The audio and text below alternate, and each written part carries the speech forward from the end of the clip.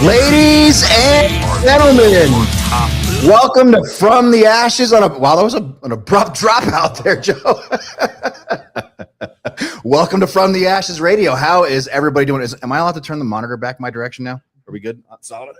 I'm going to turn it and unplug like 19 things when I turn it. Rock, what the hell's up, dude? What is up? How you living? I'm living fantastic. I'm sitting here learning about Giants of Afghanistan. It's my new thing. Tell me about the Giants of Afghanistan. I don't know. I don't listen to Joe Rogan very often, but he had a guy on there talking about the Giants of Afghanistan, and now I'm obsessed. I want to know about the Giants of Afghanistan.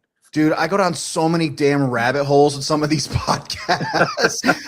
He did one. Oh, it was Graham something or other he interviewed. And dude, I went down this rabbit hole for like 4 months of ancient like apocalypses that have destroyed our planet before, and like floods and meteors and shit like that, and how long has man really been on the planet?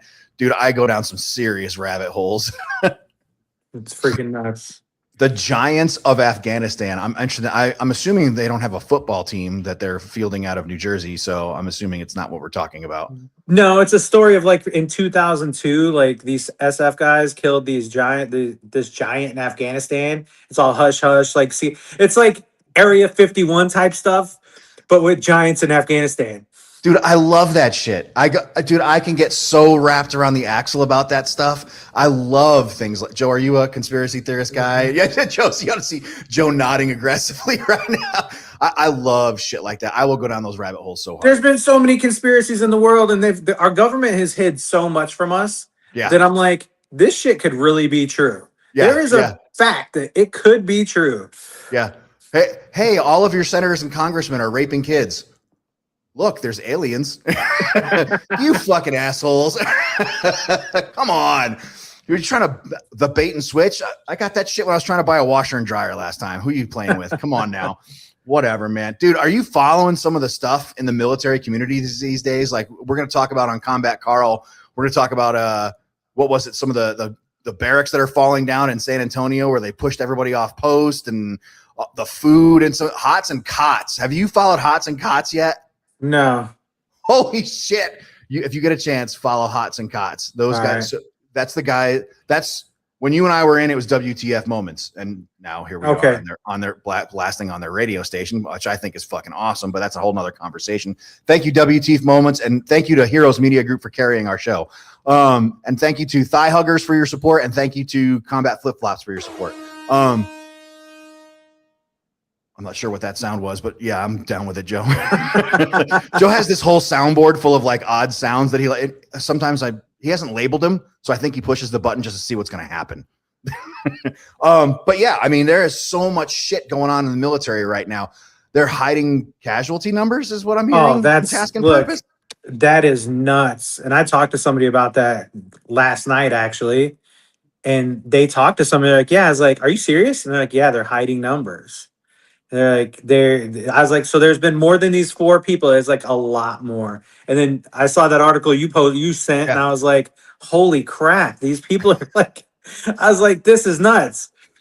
Folks, for those that don't know, it takes an entire week to build a radio show. We spend all of our time going back and forth talking about articles we want to bring to your attention, problems within the military and the Department of Veterans Affairs that we want to bring to your attention, all this stuff. And all this goes back and around, and we literally have to pick and choose what we think we can fit into this 1 hour. And it's things like, the barracks getting knocked down and, fucking housing being stolen from soldiers out at Fort Lewis or whatever it's called this week. I don't even remember what they call it now. Joint Base Lewis McChord, I believe it's called, but whatever. Yeah. What other some of the stuff that you were saying? I mean, especially with that kicking the kids out of the barracks down at San Antonio at Fort Sam Houston, Joint Base San Antonio, whatever it's called. Yeah, I got the building was crumbling. Yeah, they were like, hey, yeah, they kicked everybody out, and they got all the privates living in hotels now. Like all the nice hotels that got privates in them. So any student that was not AIT is like kicked off and living off post. They lost their suite, comfort suites in or whatever, their home suites room. And now, does this tell you a little bit about the changes in the United States military? When you and I were in, if they had closed our barracks, our first sergeant would have put us in tents on the front lawn. Pretty much, yeah. Sorry, your barracks are getting knocked down. You're now living in the fucking Kansas or the Canvas Hotel for the rest of your time here. However, they don't take care of them like they used to either, though. Like we talked about this last week. Yeah. And when we went to Hawaii last time, it was like the post itself had junk cars all over. It was like we went around and we were like, what the hell is going on? It's like, it looks like the apocalypse happened here. Like nobody's taking care of it. But this is perfect timing because we're supposed to have Allie on right now. So let's bring Allie in.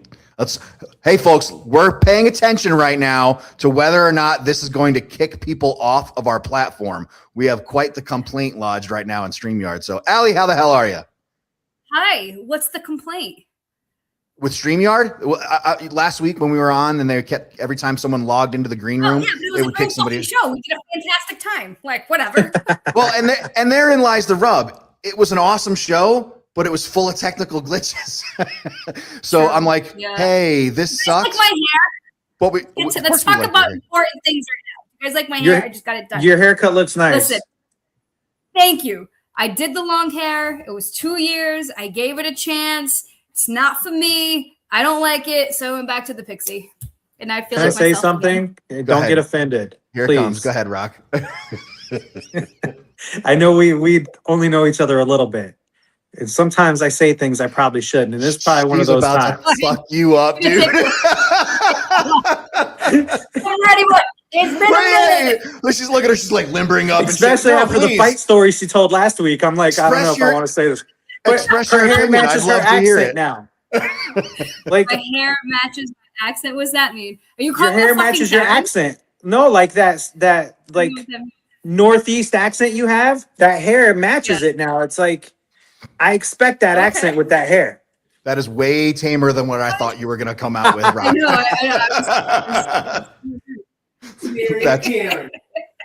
As long as I don't look like a fucking Karen, I'm good. Yeah. What? Jesus. A Karen? You're a white chick from Massachusetts. Of course you look like a fucking Karen. That's the literal definition. No, I definitely. You shut your pie hole, helicopter. Homeboys, yeah. Helicopter Joe's laughing. That's awesome. I'm not kicking Karen's ass. Don't worry about it. So, what is the bullshit that's been happening? Well, you walked into the green room just as Rocky and I were talking about. We were talking about the barracks being demolished at Joint Base San Antonio because they kicked all the fucking soldiers to the curb because they're demolishing the barracks. So they put all the soldiers up in hotel rooms off post. And the point I made just before you logged in was when we were in the Army, our first sergeant would have put us in tents on the front lawn if they demolished our barracks. Oh, absolutely. I'm kind of pissed that they're actually in fucking hotels. Like, do they not issue shelter halves anymore? Oh, they have pop-up tents. We are so fucking old. Look at us. Fucking tents. No, they get these really nice, like one-man pop-up tents. Those things are like the bomb. They're Patagonia. They're really nice. Yeah. No, sir. No, you're fucking with me. She's all bent now. Yep. They're nice. I carry that fucking thing around all the time because there was such a shortage on females. I'd have to like hook it up to a fucking tree or whatever, and that would be my little shelter have. Other than that, or we'd have to find something to hook up with and be like, hey, you want to hook up our shelves together? Like, fuck, dude. Like, stupid. Oh my gosh. We are so old. Oh my God. And we're mad that today's soldier is getting better living conditions than we did. We're so old. That's so horrible. That's like the Vietnam guys getting mad at the fucking Gulf War guys. Like, oh, you guys actually got hot food? We have to eat fucking barracks. Shit. We didn't have barracks. What do you call it? We were also talking about how it's coming out that the Pentagon is reducing the numbers of casualties that are reported. Nice. They're cooking the books. See, look at it. I told you she was going to get fired up. Look at her. She's already getting irritated.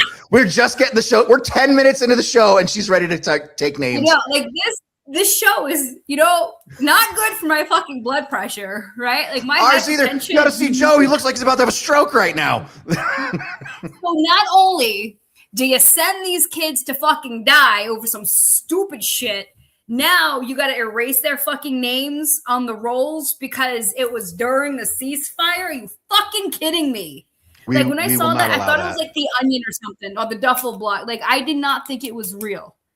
I know. No shit, man. And they're like, oh, well, these injuries occurred during the ceasefire, so they don't count as a combat injury. And you're like, man, nobody gives a shit. This dude got hit by a fucking missile and he's an American service member. That's all it takes. What are you talking about? Right. I don't understand how they can justify this. Like it was during the ceasefire. Okay, but if both parties aren't respecting the fucking ceasefire, then it's not really a fucking ceasefire, is it?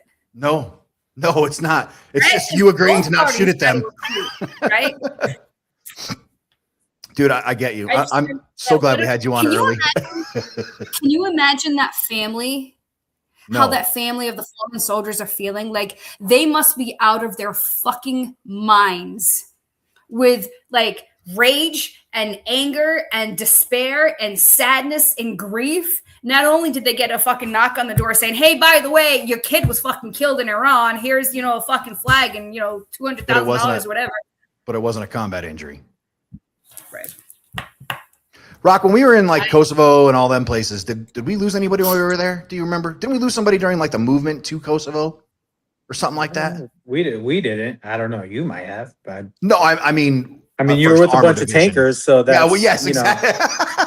That says it all. But I don't think so. I thought we lost somebody on the movement there, like they got hurt. I don't remember the details, but this was what, 99, 2000? We almost lost somebody on the way back through alcohol poisoning, but that's a whole different story. It is a different story. Imagine that. Wait, when you came out of, did you deploy at all, Al? No. So when you deploy to like Kosovo, Bosnia, all those little bullshit places, they would always bring you back to some shitty little country first, and they'd give you 2 near beers so you weren't like reintroduced and getting hammered at home and whatnot, which everybody ignored. Hang out with your Mormon friends because they don't drink their beer, so you can get their beer tickets. But yeah, I don't even think they do anything even remotely close to that anymore, do they, Rock? Not that I'm aware. I mean, you're not the closest people that I've known deployed. The young Sergeant Began, he I love when you say that. He actually, when he went to Thailand, they were in Hawaii and they gave them like, hey, you guys can go here and have like 2 drinks. Mm-hmm. So they still do it. Yeah. Okay, cool. Good. I'm glad to hear that. Thai beer is pretty good. I drink a lot of beer in Thailand. Cambodia is all right. Vietnam has pretty good beer. Yeah. Yeah. All right. Yeah. All right. What's on the agenda for the VA this coming week? What looks? I think I tagged a couple different things for you. So the VA has created a TikTok page. I saw that. Yeah, I saw that. Oh my God. How do you get that job at the VA, man? Like what? I have a master's in communications. How the fuck do you get that job? How are you the TikTok guy at the VA? Right. I could do that job. Can I be the TikTok bitch? Because like their content is all AI shit. Like there's a truck rolling down the highway with the fucking mountains and shit. Like, we love veterans with the world flag. Like, what is that? Joe's about how to is pee that on himself right now, laughing. And you know Like, it's a how is fucking that- GS15. It doesn't help at all, dude. It doesn't. right? I mean, Yeah. it doesn't help at all. So Hang on. So They're putting I information think I'm out. gonna start trolling them. I think I'm gonna start trolling them, and I came up with this idea. I don't know if you guys know Here it comes. the Hair Force.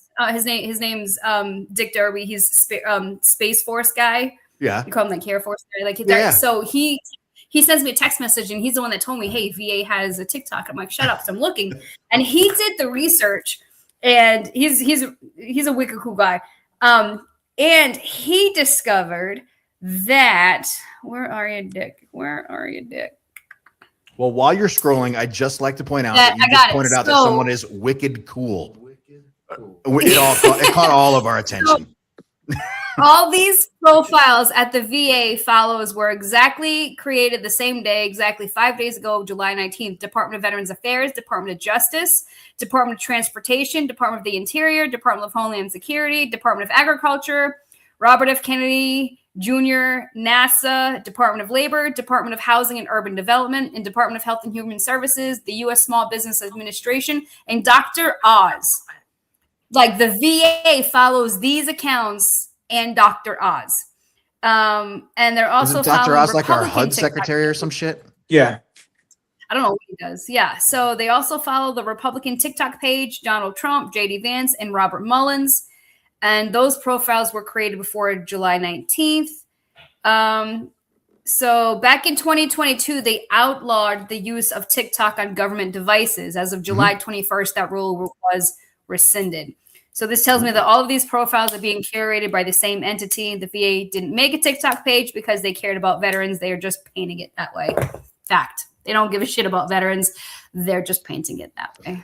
Even Because though if they did care about veterans, if they they did, would be on the hill for us. And they would be like, hey, we don't fucking negotiate with veterans benefits, right? Because Exactly. that's what the VA is supposed to do, right? The Veterans Administration, like, hey, we're giving you health care and we're giving you compensation and we're giving your family money when you die and we're giving you prosthetics and we're giving you vehicles for when you're in a wheelchair and we're adapting your home. We're doing all this shit for you, but not if you have tinnitus.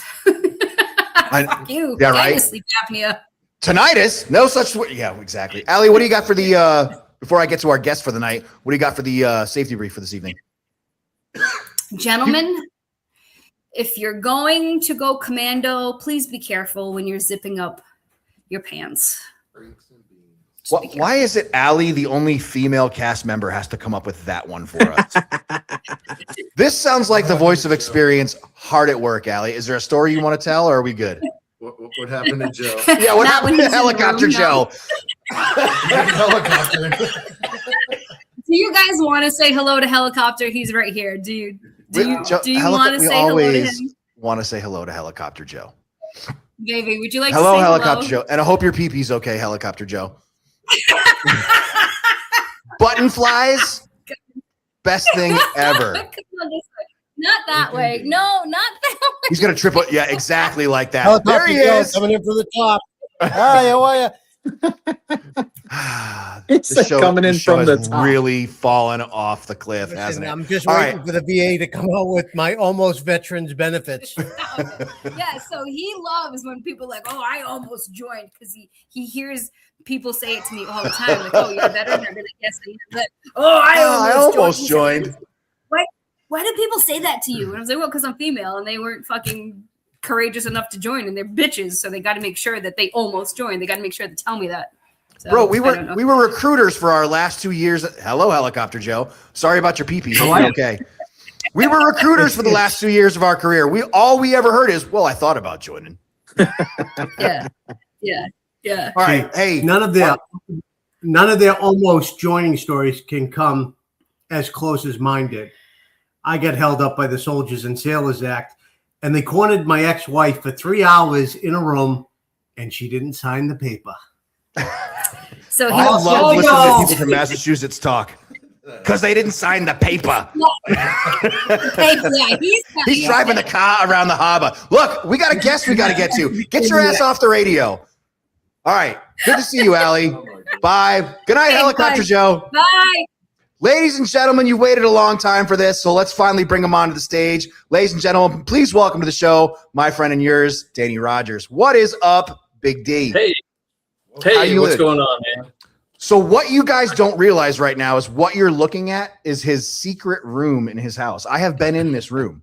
This is the guitar room. It's hidden behind a super secret wall. It is super fucking badass, man. It is the coolest thing I've ever seen. Look at that thing. And it matches my hair when the green screen isn't working correctly. Right? Yes, exactly. Which is about 10 minutes ago. So we're golden. So Danny, welcome to the show. We are super glad you are here. Thank you for being on From the Ashes. How's your day so far? Man, it's really good. I can't complain. You know, I worked this morning and came home, got ready for this, had to set, camera up and everything. So I'm all good, man. You put effort into being on this show and stuff? That's awesome. Well, half the time we don't get people to show up at all. I'm excited you put effort into this. Well, I was going to do it in my office, and it's like, man, it's such trash in there behind she had all that nice bookcase behind her, and I've got all these little, because I do IT security, so I got all these little radios and all this little hacking stuff behind me and everything. It's like, but it's mess everywhere. But this is cool, because we're going to talk about music, and this is the band cave. Right? Do not let Allie intimidate you. She intimidates all of us, but every once in a while we just smack her with a stick and we're good. I just like the bookcase. I love books, man, and I love that bookshelf. They're not real. They're not. It's just a poster. That's not real. She's never read any of those books.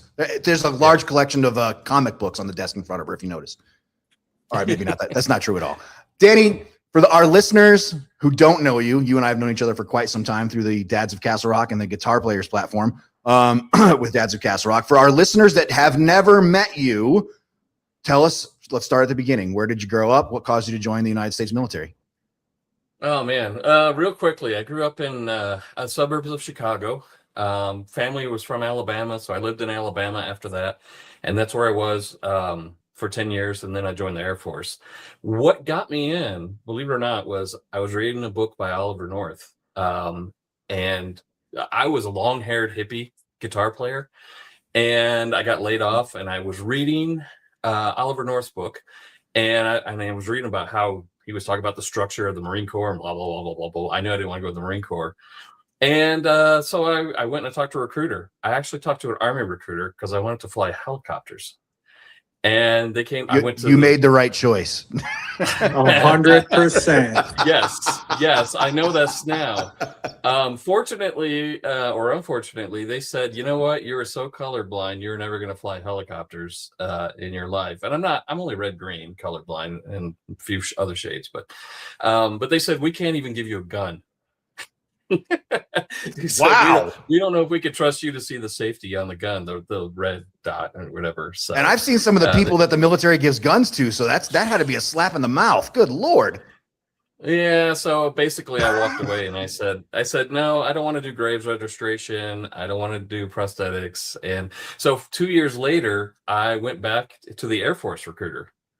And I said, hey, I want to go in the Air Force. So they're like, okay, great, go. And I had to go take another physical, the whole thing again. And this time I'm sitting there and I asked the guy, he goes, man, we got to find you a job because of your color vision and stuff. But give me a minute. And so I said, hey, I want to learn Morse code. Do you have anything I can learn Morse code?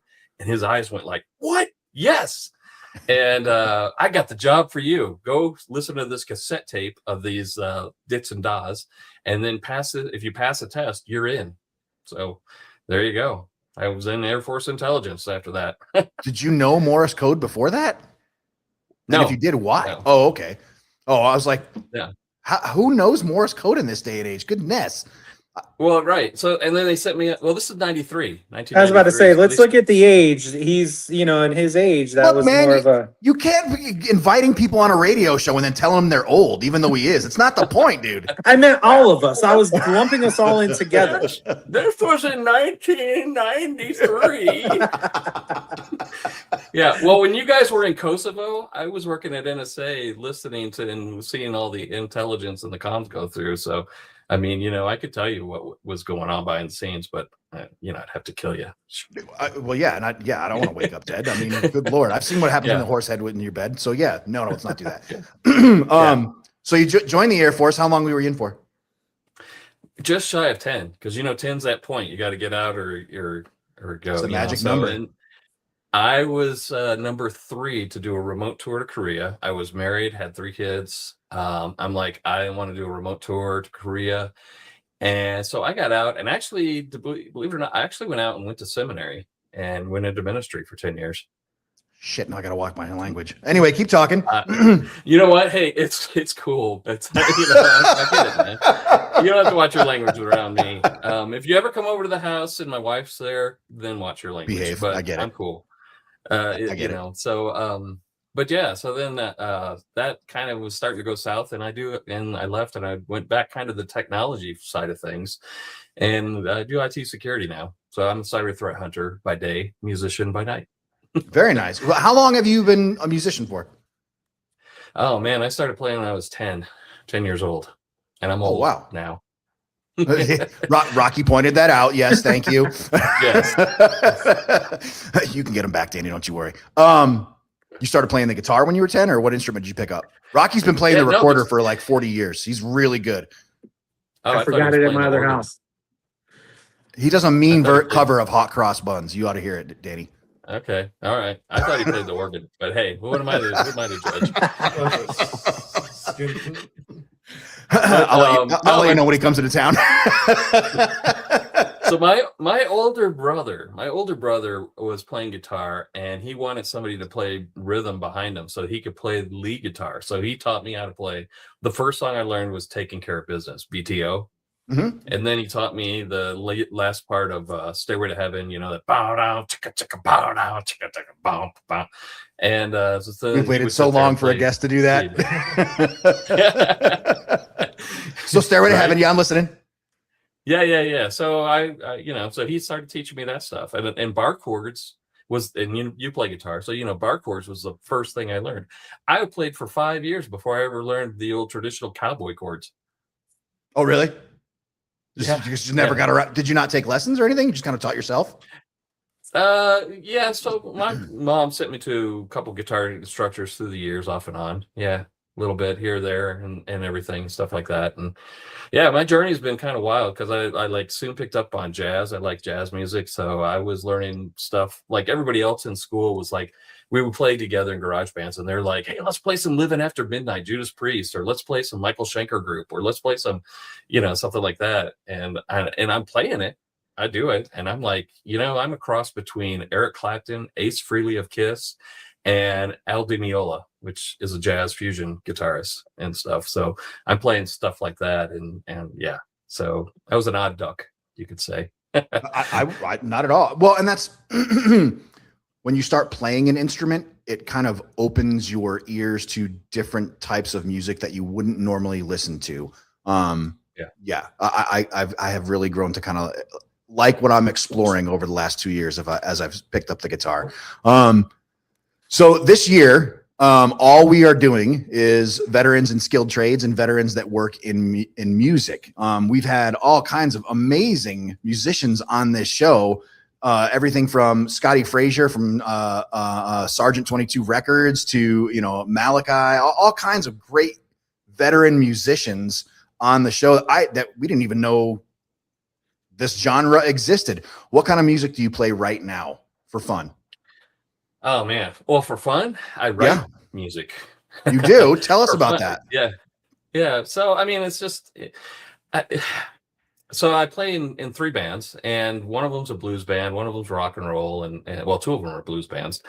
And I love the blues, so I kind of have a mixture, but I love jazz. So I like to have more of the jazzy blues kind of stuff that I kind of write and things like that. So, and I'm learning and growing, even though I've been playing for, years. But I'm still learning. So I would write a song, and I'm like, well, how do I do these minor 7 arpeggios? So it's like, okay, well, I got to have a rhythm behind it. So, and sometimes it just turns into a song. So borrowed harmony is one thing that I'm working on right now, how to take chords that are in a certain scale and then borrow the harmony from that to inject it into there, and then tie that with the jazz. It's like a 5-2-1 turnaround in there, which this is not a music show, but anyways, anybody else that plays in He goes, "This isn't a you'll music get show." it. You're understanding. So. I got arpeggio, and that's about where my knowledge limit stops right there. But fine. no, check. I get you. Well, and that's the thing is what we're finding. So there are a ton of amazing organizations out there, like Guitars for Vets and organizations like that are putting instruments in the hands of veterans. And I just love what they're doing. I love some of the stuff that's coming out in these days and what veterans are doing with music. I think it's a great tool, especially for those of us with like head injuries. I was told that I could either do math problems like Sudoku, which that's fucking torture as far as I'm concerned, or I could pick up a musical instrument, which is why I ended up picking the guitar up again. So yeah, it is definitely therapy for the veteran community. Yeah, absolutely. Yeah, I listened to the show that you had. I think it was the guitar. I can't remember the guy, but it was like, Guitars for Veterans. And I'm actually thinking, you've been to my house. It's like, man, I got so many guitars, and I'm a few years away from retirement. I'm not there yet, and I'm like, I need to thin the herd. So I was actually wondering, if there's something local. Oh no, we don't. A vet that needs to. Don't get rid of your guitars, man. I've seen your guitars. Don't do that. Please don't do this. Look, I love veterans and I love guitars, but I love your guitars. So please don't give your guitars away, dude. They're beautiful. Well, I wouldn't get rid of all of them, but it's like, I've got this Paul Stanley Iceman guitar. It's in sparkle, and it kind of matches my Harley, but it's like, man, I don't play it that much. I don't play it enough. So, I was thinking about selling it or something. I don't know. You'll compare that Kate from Mar. You can do veterans have to go to lessons? Do you have to? If Rocky wanted to pick up, some move past the recorder and switch to like, guitar or bass, something like that, does he have to take lessons? Have to? No, it really depends on the level, on the person. I've known people that could pick it up and they can watch a few things or read a few diagrams, and it's like they can get it.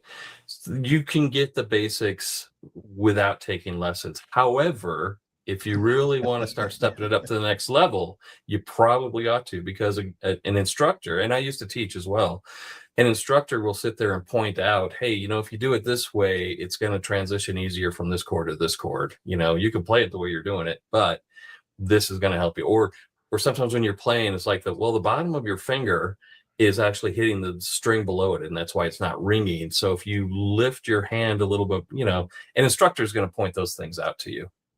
So it was weird, stupid shit like, hey, fat finger goes on top when you're making a chord. Your fat finger. I'm like, you just changed the whole way I do everything. That's awesome. I'm so excited. Yeah. Rock, do you play an instrument anymore? No, I never played an instrument. I'm the last person on earth to play an instrument. Sounds like we need to get him into Guitars for Vets there, Joe. What would you recommend for veterans that are thinking about picking up any kind of musical instrument or anything like that, Danny? Man, just do it. I love it. Have a love for it, figure out what it is you like, especially what genre, but keep in mind what genre you like. You're not going to start off exactly playing that, but you got to start somewhere. It's just like anything else, if you've got to pick it up and you got to make the first step, you got to go. I agree. Rocky, looking at you. Come on now, man. I've heard you sing, dude. Come on. Yeah. You have a voice of an angel, Rock. Come on now. Uh-huh. We should start a band. We'll call it the Tone Deafs. We can call it Wrong Direction. Wrong direction. We got the dance moves, dude. Come on. Danny, what does the coming year look like for you in your musical career? Coming year in the musical career. Well, only got a few shows left. Both of all the bands, we're not really keen on getting out in the snow and lugging equipment around. So we try not to play in the wintertime. We use that time to either we write songs with the one band or we're rehearsing songs with the other one. So one band's 5 minutes late. I've been playing with those guys for so many years. The other one's Blues Frequency, and the other one's a Stevie Ray Vaughan tribute band. We're not writing songs on that one. That one's pretty good. So really that's kind of, we're winding down. We got a few local gigs, 105 West locally. Got Lone Tree Golf Club for the other band this Friday coming up with that one. Next year, I got Wild West Hackenfest coming to Denver in, I think it's February. And they had us play this year, and they've asked us to come back again next year. That's the Stevie Ray Vaughan tribute Cold Shot band. I'm keeping up. Gotcha now. Yeah. So, I don't know about that. So that one's still in the works, but that's the only thing on the radar. So yeah, things are starting to wind down a little bit for the year. Come September, we'll be pretty much finished unless something just pops up. So if anybody's got a gig you want us to play, we'll play until the snow comes. Well, hey, that could be any time here in Colorado. So, folks, for those of you that aren't picking up what's going on, so Danny and I are in a Facebook group, and it's a guitar players Facebook group with like 6 or 7 guys in it, and it's picking up an instrument, whether you realize it or not. There's camaraderie there, because reach out to others that play, because what's going to happen is, let's say that you decide to pick up the guitar or something like that, and you start posting stuff and sharing your journey, your musical journey. Other folks will be like, hey, try this. Hey, this worked for me. Hey, I sucked at this part. Try learning these a little bit better. You're going to get a whole lot of the camaraderie that you did not see coming. And it's a strange place for it to come from too. Musicians have that kind of, and they want you to succeed. That's my favorite part, is that everybody in that group wants you to be a better guitar player. And that's my favorite part of the whole thing. Folks, if you're not picking up an instrument right now, you're missing an opportunity. You really are. People want you to succeed. People want you to do well. And there's a ton of opportunity there for you. Just my thoughts. Absolutely. Just do it. Yeah, literally just my thoughts. So Danny, we end every show with our safety brief. I'm sure if you were in the Air Force for a hot second, you stood tall in formation on Fridays and you had your little safety brief. Anything that you would like to add to this week's safety brief for our listeners? Keeping in mind that the safety brief for us is on Monday, so it's got to last the whole week, bro. Yeah. So, those Fridays I had to walk out of my hotel room from the Air Force. See, now he's just poking the bear. Okay, no, so I was thinking about this. So I do IT security, right? And DEF CON is coming up in Vegas. And there's a thing that they have in Vegas. It's a saying that comes across, and it's called 3-2-1. So this summer, when it's hot and you're out in Vegas and you're at DEF CON, remember 3-2-1. You need to have at least 3 hours of sleep, eat 2 meals, and take 1 shower a day. Is this a concern for folks? Yeah. Well, yeah. It seriously is, because when you get hackers together and you're going to this conference and you're doing these competitions, people will literally sit there and you lose track of time because they're trying to hack this, that, or the other. And they lose track of time. And before you know it, it's like, man, you didn't go to bed tonight? No, man, I've been up trying to crack this code or crack into this site or whatever the case may be. And it's like, dude, you got to go get some sleep and get a meal. And I mean, people will forget to do that. So it's like 3-2-1. That's the DEF CON, one of the DEF CON things. Dude, we are going to have you back to talk about cybersecurity at some point in the very near future. So, yeah. Danny, what do you call it? Rock, I'm going to hand him off to you to pass him off and finish everything up. He's all yours, bud. Danny, you've been on here before, haven't you? No, I haven't. Has he? Not yet. He hasn't. Rob, you just hide all these good guests. I do. It's like they're my friends. I don't want them on. That's What's gonna exactly happen? what it is. Hey, so Yeah, well, some is of there them are ugly. It's true. I'm not mentioning names, but I'm just saying. That's why we don't put a camera on Joe. So is there anything in this short time we've talked that you would like to share about what you're doing, where people can support you and what you're doing, or anything like that? Your socials. Your social yeah, media? A lot of it's local. So I have websites for all 3 of the bands. There's coldshotSRV.com, there's 5minuteslate.band.com, and there's bluesfrequency.com. And all 3 of those will have where we're playing and what we're doing. For example, 5 Minutes Late Band is the classic rock. We're playing this Friday at the Lone Tree Golf Club. So you can come there. Blues Frequency is going to be playing at 105 West here in Castle Rock. Coming up, oh man, I should know this soon. Go to the website. I should have thought of this before I got on the radio. I know, right? August 29th. We're playing August 29th. Cold Shot doesn't have anything in the works yet until probably the Wild West Hackett Fest next year. But so August 29th, Blues Frequency, 105 West, Castle Rock. And this Friday, Lone Tree for 5 Minutes Late Band. Both bands are great. Do two different kinds of music. We're also on Facebook too, but I'm not social media guru guy. So, but if you go to the websites, they'll link to there's links there. So got to have your limitations, I guess. Huh? You're good at music and good in computers. You got to have some kind of limitations, Danny. So that'll work. Ladies and gentlemen, technology scares me. You and me, but hey, man, if you could see the studio.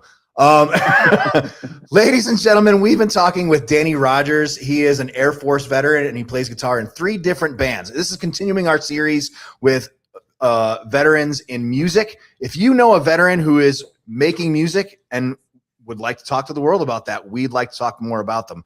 So send them our direction. Ladies and gentlemen, thank you to Danny Rogers. Really appreciate you being here tonight. Really appreciate your time. Enjoy the rest of your Monday night. And damn, that room is awesome. I love that room. Yeah, maybe next time I'll get a tour. Just walk around with my computer and show it off. Have a great rest of your Monday night, and thank you so much for taking time to be a part of the From the Ashes, man. We really appreciate your time tonight. It was great. I've learned a lot just listening to the show leading up to this. So yeah, you guys are doing a good job. Thanks. I appreciate it. Really do. Hey, it's all Joe. He's the glue. We say it all day. Joe's the glue. Joe's the glue.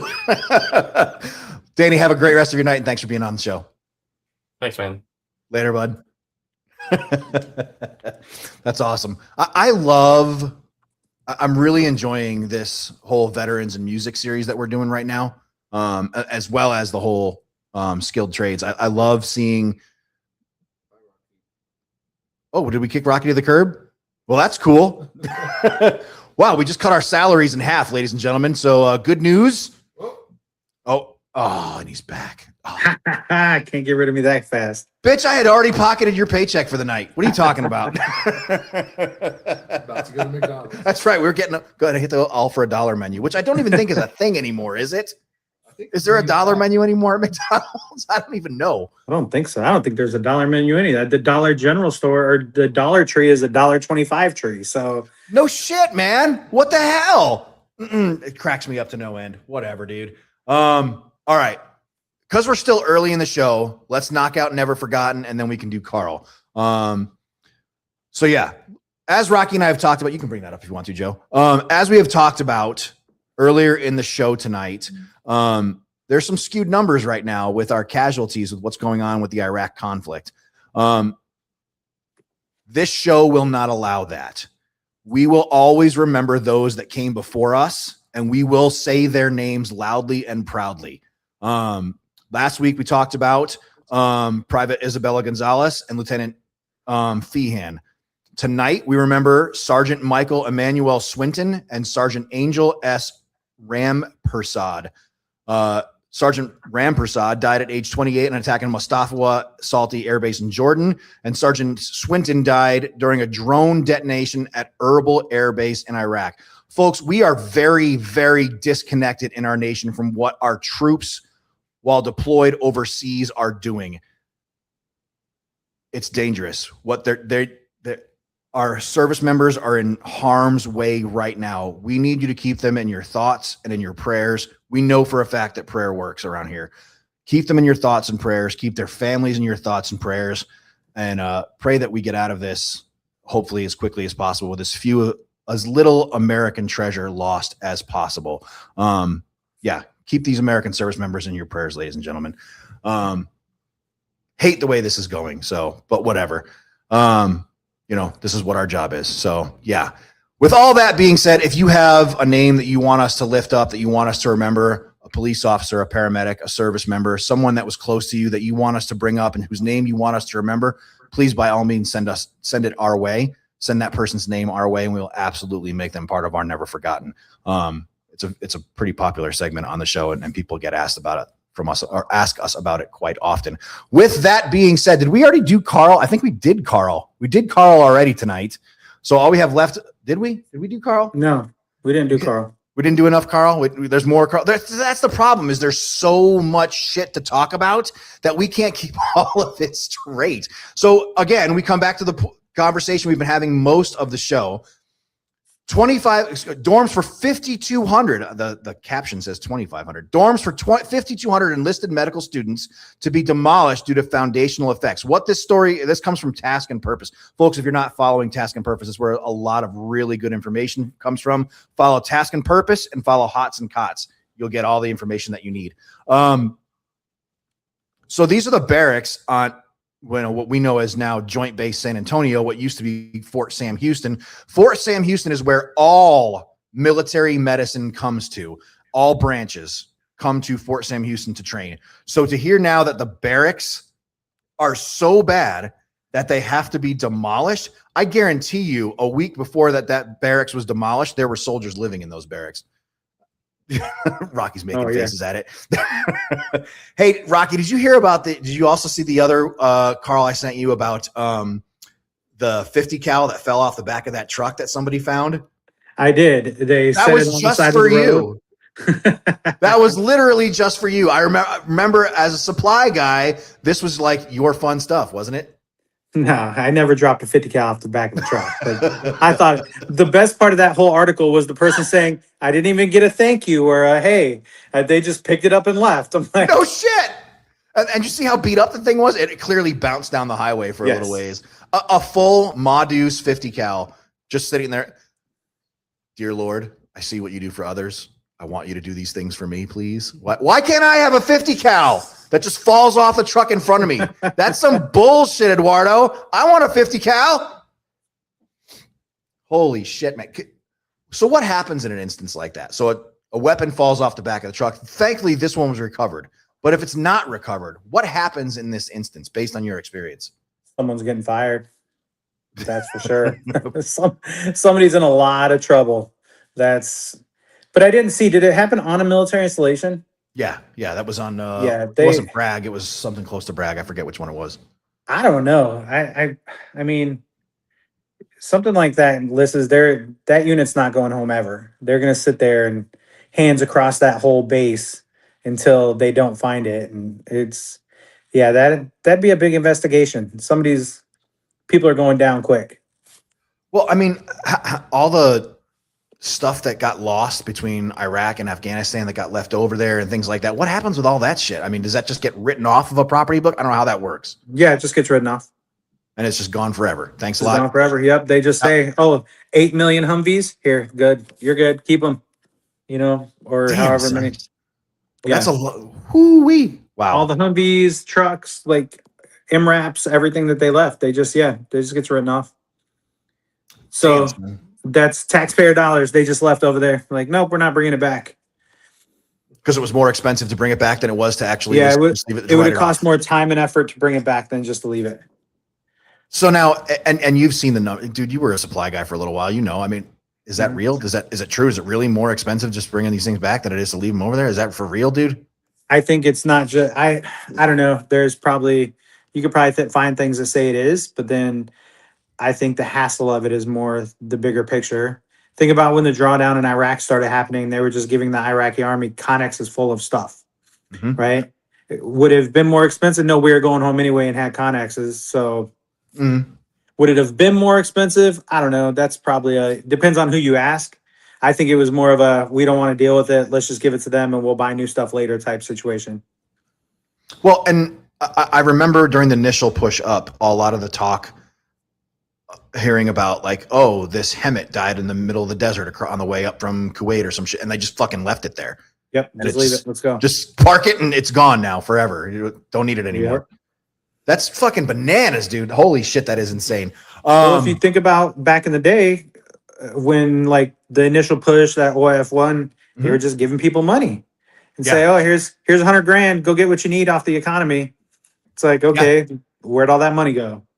Yeah. Well, and I remember seeing guys as they're on raids and whatnot, and they're coming up with stacks and pallets and just giant bags of American money and finding ways to ship that shit home. And we're like, why is all these American dollars in Iraq? But hey, whatever. That's a whole nother conversation. Doesn't really matter. But yeah, whatever, man. Any other thoughts on those barracks in San Antonio, dude? Because holy shit. Did you read the article? No. Nope. Okay. That article is not just about San Antonio. Tell me. It's about 10 different bases.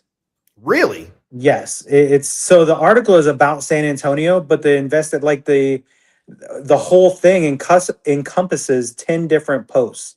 They don't say which ones, but they say there's 10 different posts. I mean, we can make our safe assumptions based on our experiences, but Yeah. And, I mean, I'm sure Bragg is one of them. That's you would think anywhere people deploy, right? yeah, I don't know. But yeah, it's just, and it talks about like just horrendous conditions. You're talking about bed bugs, cockroaches, freaking I saw sewage. that DFAC at Fort Hood that they had to shut down because it had roaches. What the fuck is going on with our post GWAT military, man? I mean, barracks are falling apart, roaches in the DFACs. What is happening? I don't know. I don't know. It's a crazy one. It's a discipline problem. I agree. We you don't remember a couple of years ago when they were talking about the privatization of housing, and they were asking why I was so in that.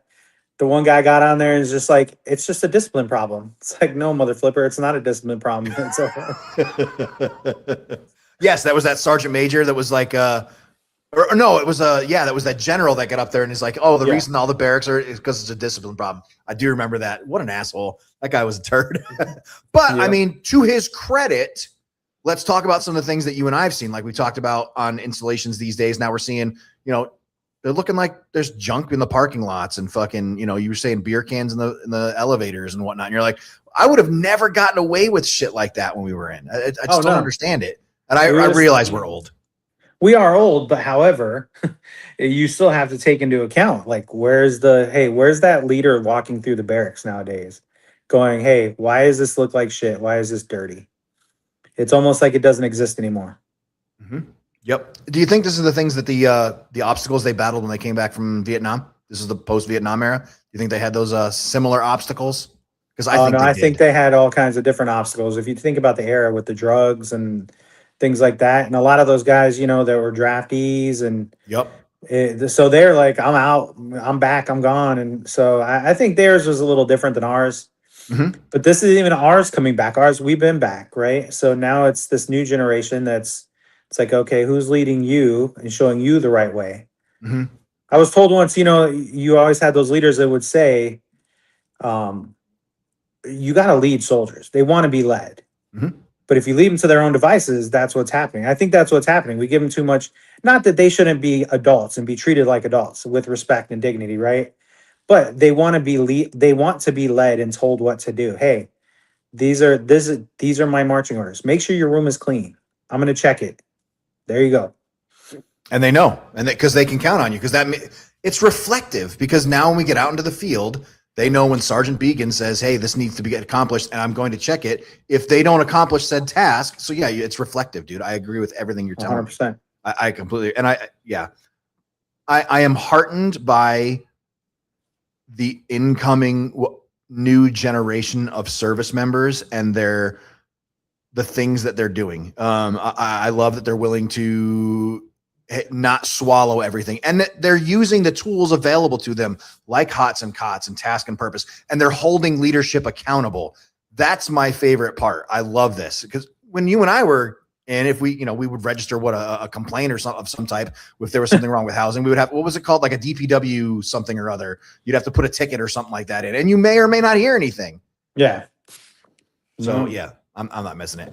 Well, all right.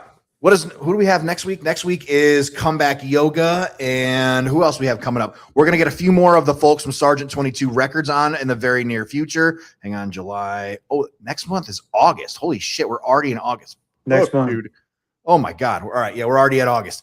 We got a lot of great guests coming up. Just some really good stuff's going to be going on. Who's next week? Next week I believe is Comeback Yoga. I think. Is it? Check the calendar. Or is it Chris? Oh no, you're right. It is your buddy Chris with. Are we trying to get Chris to come back? We're going to try this again. Yes, it is your buddy Chris. What's the name of this foundation? Veterans Breakthrough.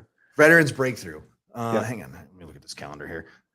Oh, that's because, yes, that's what we're looking for. Because August 10th is Comeback Yoga. So yes, you're exactly right. We got your buddy Chris next for Veterans Breakthrough next week. Nothing but good stuff. Ladies and gentlemen, we're going to call it a night. Can't thank you enough for being here. Huge thanks to our guest, Danny Rogers, for being a part of the show. Good to see you. Joe, you're holding us together, man. Can't thank you enough. Allie, if you're out there, thanks a lot for your help. Love your new haircut. Ladies and gentlemen, thanks for listening tonight. Have a great rest of your night, and we will see you next week on From the Ashes Radio on About Face Media. Have a great night, folks.